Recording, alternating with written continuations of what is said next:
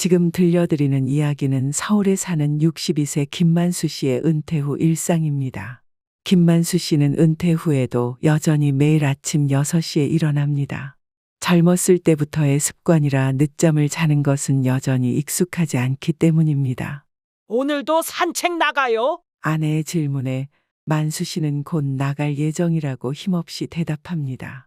그의 대답에 대수롭지 않다는 듯 아내는 개모임에 다녀오겠다고 했습니다. 흘러넘치는 시간 속에서 어떻게 해야 할지 모르는 자신과 달리 여러 모임을 나가며 바쁘게 지내는 아내의 모습을 보는 것도 어쩐 일인지 약간 쓸쓸합니다.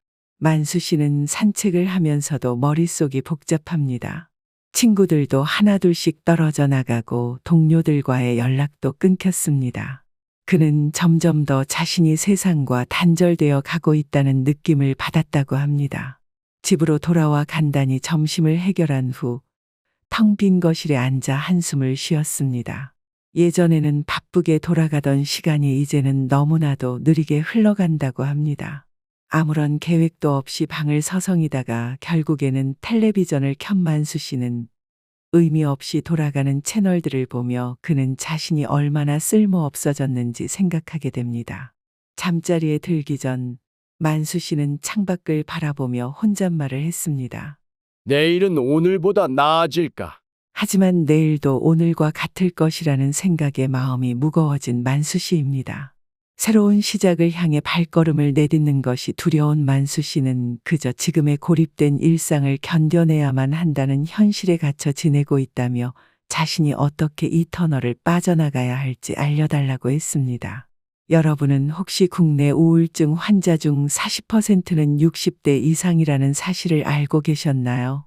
중장년층이 겪는 우울증의 대표적인 원인으로 사회적 고립과 경제적 어려움을 꼽고 있습니다. 특히나 사회적 고립은 은퇴 후 단절되어 버린 인간관계와 더 이상 출근하지 않는 일상을 어떻게 보내야 할지 모르는 수많은 사람들이 느끼는 공통적인 감정 중의 하나입니다. 넘쳐나는 시간을 어떻게 활용해야 할지 몰라서 만수 씨처럼 그저 집에서 가만히 TV만 보고 있다거나 혹은 아침에 일어날 이유가 없다며 불규칙적인 생활을 하는 지인들도 많이 보았습니다. 63세 최용우 씨의 사연도 있습니다. 최용우 씨는 은퇴 후 매일 아침 벽에 걸린 캘린더를 바라보게 된다고 합니다. 캘린더는 텅 비어 있고 약속도 일정도 없는 빈칸들만 가득한데도 본인도 모르는 사이에 바라보고 있더랍니다. 예전에는 업무 회의, 출장, 가족 모임으로 빽빽했던 그곳이 이제는 더 이상 전과 같지 않습니다. 그는 자꾸만 깊은 외로움 속으로 빠져버려 허우적대는 것 같다며 자신의 자리를 잃어버린 것 같은 기분이 들어 어떻게 해야 할지 모르겠다고 했습니다. 20대, 30대에는 IMF, 불안정했던 직장 생활, 내가 책임져야 하는 가족들을 위해 나 자신보다는 항상 현실에 맞춰 바쁘게만 달려왔는데 나이가 들어보니 어느새 내 인생은 지루한 순간들로 순식간에 뒤바뀌어 버린 건지 많은 쓸쓸함이 느껴지곤 합니다. 살아오면서 경제적으로 힘든 시기가 많았기에 취미를 갖는 것 자체가 사치라고 생각하는 사람들이 많습니다.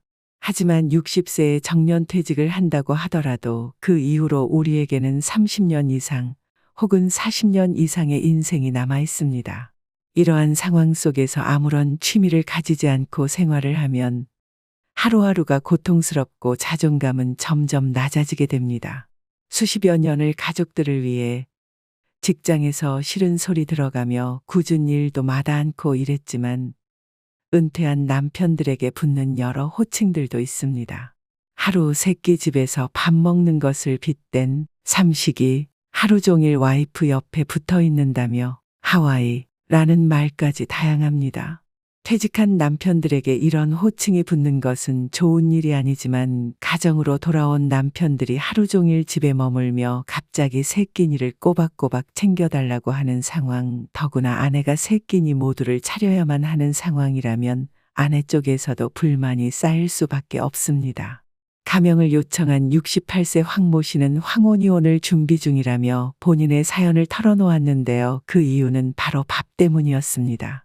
남편이 퇴직한 후 함께하는 시간이 많아지면서 집안일에 대한 남편의 잔소리도 함께 늘어났다며 진저리를 쳤습니다.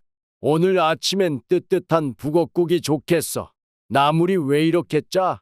소금을 너무 많이 넣은 거 아냐? 등등 사사건건 해대는 잔소리를 더 이상은 견디지 못하겠다는 거였죠. 이렇게 남편에 대한 좋지 않은 감정이 계속되자 남편의 식습관까지 거슬리기 시작했다고 합니다. 밥 먹을 때 쩝쩝 소리를 내고 물을 마실 때 후루룩거리며 식사 후 이쑤시개로 이를 쑤시는 것까지 하나도 마음에 드는 구석이 없었다고 해요. 게다가 집 밖으로 나가지도 않고 하루 종일 자신의 옆에 붙어 있는 모습에 질려서 결국 그녀는 이혼을 결심하게 됐다고 했습니다. 황모 씨와 같은 황혼이혼의 사례 역시 점점 늘어나고 있는데요. 부부간의 갈등을 방지하기 위해서라도 더더욱 취미 활동은 필수입니다. 또한 중장년층의 취미 활동은 건강과도 직결되는데요. 영국 유니버시티 칼리지 런던이 조사한 바에 따르면 취미 활동을 하는 이들은 우울 증상이 약 10% 낮았고 행복감과 삶에 대한 만족도도 높았으며 대체로 평균 수명도 길었다고 합니다. 내노년기, 새롭게 시작되는 인생의 후반전이 비참한 시간이 되지 않도록 몸도 마음도 건강하게 살기 위해 취미는 선택이 아니라 필수입니다. 그래서 오늘은 행복하고 건강한 노후를 보낼 수 있도록 도와주는 취미 활동을 소개해 드리려고 합니다. 노후에 즐길 수 있는 취미는 정말 무궁무진한데요. 그 중에서도 사회적 취미 활동 3가지, 생산적 취미 활동 3가지, 총 6가지의 취미 활동을 설명드리겠습니다. 사회적 취미 활동 3가지 중 첫 번째는 정기적인 모임입니다. 정기적인 모임은 일상에 일정한 패턴과 규칙성을 부여합니다. 이는 일상을 활기차게 만들고 책임감 또한 갖게 하여 긍정적인 생활 습관을 유지할 수 있게 해줍니다. 불규칙적인 생활에서 벗어나 규칙적인 일과를 갖는 것만으로도 일상생활에 큰 변화가 생기고 모임을 나가는 것 자체가 굉장히 소속감과 만족감을 줄 수 있다고 합니다. 정기적인 모임이라고 해서 거창하게 생각할 필요 없이 독서 모임, 봉사활동 모임 등 쉽게 접할 수 있는 모임들이 많으니까요. 본인에게 맞는 모임을 선택하시면 되겠습니다. 사회적 취미활동 2번째는 여행입니다. 당일치기 여행 혹은 교외로 다른 지역으로 떠나는 여행 등등 모두 좋습니다. 모르는 곳을 산책하거나 여행을 떠나 생소한 환경을 접하면서 뇌를 자극하게 되면 기억력을 유지하고 향상시키는 데 큰 도움이 되며 길을 찾거나 여행 계획을 세우는 등의 여러 가지 인지적 활동들은 두뇌를 적극적으로 사용하게 만들어 기억력을 강화합니다. 먼 곳으로 떠나는 여행은 부담스럽다 하시는 분들이 계시다면 가까운 옆 동네나 대중교통을 타고 다녀올 수 있는 가까운 장소라도 나가보시는 걸 추천드립니다. 가방에 물과 간식도 챙겨서 내가 살고 있는 지역을 한번 돌아보는 것도 좋고 자전거를 타고 천천히 동네를 돌다 보면 우리가 자동차로 다닐 때는 몰랐던 새로운 길과 사람들을 만날 수 있습니다. 나이가 들면 부족해지는 비타민도 햇볕을 쬐며 충전할 수 있고 다리 하체 운동도 되며 내가 몰랐던 우리 동네에 숨겨진 명소도 발견할 수 있습니다. 이런 것들을 통해서 가족과 부부 사이에 이런저런 이야기를 하는 새로운 소재가 생길 수도 있는 거죠. 사회적 취미 활동의 마지막은 바로 스포츠 활동입니다. 골프를 치러 다니는 사람들이 늘어났다고는 해도 매번 필드를 나가기엔 경제적으로도 부담인 것이 사실입니다. 그렇기 때문에 조금 더 편하게 접근할 수 있는 운동을 말씀드리려고 합니다. 추천드리고 싶은 운동은 당구, 탁구, 그리고 댄스 스포츠 등으로 다양한데요. 운동은 기분을 좋게 하고 건강한 체중을 유지하며 만성 질환의 위험을 줄이는 데 도움이 됩니다. 또한 지금 말씀드린 운동들은 모두 혼자 하는 것이 아닌 함께 즐길 수 있는 운동으로 소속감과 사회적 유대감을 느끼게 해줍니다. 함께 기분 좋은 땀을 흘리며 운동하다 보면 스트레스 호르몬의 수치가 낮아지며 이는 평온한 마음 상태를 유지하는 데 도움을 줍니다. 다음은 생산적 취미 활동인데요. 그 첫 번째는 식물 기르기입니다. 식물 기르는 게 무슨 취미야? 하실 수도 있지만 어떤 식물을 끝까지 길러낸다는 것 자체가 책임감을 느끼게 한다고 해요. 집 베란다에서 혹은 마당에서 식물도 기르고 꽃도 길러보시길 추천드려요. 생산적 취미 활동 두 번째는 아르바이트입니다. 은퇴 후 재정 상황에 상관없이 경제 활동을 하는 것에서 큰 보람과 성취감을 느끼게 되는데요. 얼마를 버느냐보다 내가 스스로 경제 활동을 해서 수익을 창출해내고 있다는 점에 집중할 수 있도록, 그리고 건강에 무리가 가지 않는 선에서 아르바이트를 구해보시는 것도 좋습니다. 생산적 취미 활동 세 번째는 공예 활동입니다. 공예 활동은 손목과 손가락을 사용하여 창작하는 활동으로 인지 능력을 향상시켜주며 자신의 창조적인 가능성을 발휘할 수 있게 해줍니다. 공예 활동은 주로 도예, 자수, 바느질, 가죽공예, 목공예, 비즈공예 등으로 나뉘며, 이러한 활동을 통해 마음의 안정과 만족감을 느끼며 삶의 질을 높일 수 있습니다. 특히 도예는 인기 있는 공예 활동 중 하나인데요. 도자기를 만들기 위해서는 손과 손목의 움직임이 필요하며, 도자기 제작을 위해 기본적인 도예 작업부터 시작하여 노하우를 습득해가며 더욱 복잡한 작업에 도전하게 됩니다.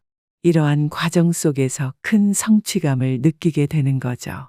관절염과 같은 질환 예방에도 도움이 된다고 하니 이번 기회에 꼭 시작해 보세요. 그렇다면 이런 취미 생활을 즐기기 위해서는 어디로 가면 좋을까요? 우리나라는 복지제도가 굉장히 잘 되어 있는데요. 그래서 어느 동네에나 복지관, 시청, 구청, 주민센터가 있죠. 이 장소들의 공통점은 문화센터가 운영된다는 점입니다. 이런 문화센터를 잘 이용하시면 내가 배우고 싶은 것이 어떤 것이든 큰 비용을 지불하지 않아도 배울 수 있습니다. 또한 구립도서관에도 다양한 프로그램이 많이 있으니 이런 강좌들도 한번 알아보시면 좋을 것 같습니다. 오늘은 내 남은 삶의 만족도를 높여주는 노후에 즐길 수 있는 취미 생활에 대해 소개해드렸습니다. 이제 100세 시대는 너무나도 당연해졌기 때문에 우리에게 남은 시간을 어떻게 하면 더 즐겁고 행복하게 살아갈 수 있을지를 생각해야 합니다. 따라서 아무런 취미 생활 없이 어영부영 집에서 시간을 흘려보내기만 하면 스스로가 초라하게 느껴질 수도 있습니다. 그래서 전문가들이 나이가 들수록 집에 있지 말고 나갈 것을 추천하는 거고요. 은퇴 후 멈춰버린 삶이 아닌 내 인생이 계속된다는 것을 꼭 느끼시길 바라며 행복한 취미 생활을 일궈 나가시길 바라겠습니다. 주변의 소중한 분들께 영상 공유해 주시고 댓글로 어떤 취미 활동을 하고 계시는지 남겨주시면 다른 분들께 더욱 소중한 정보가 될 테니 많은 참여 부탁드립니다. 구독과 좋아요는 다음 영상 제작에 큰 힘이 됩니다. 감사합니다.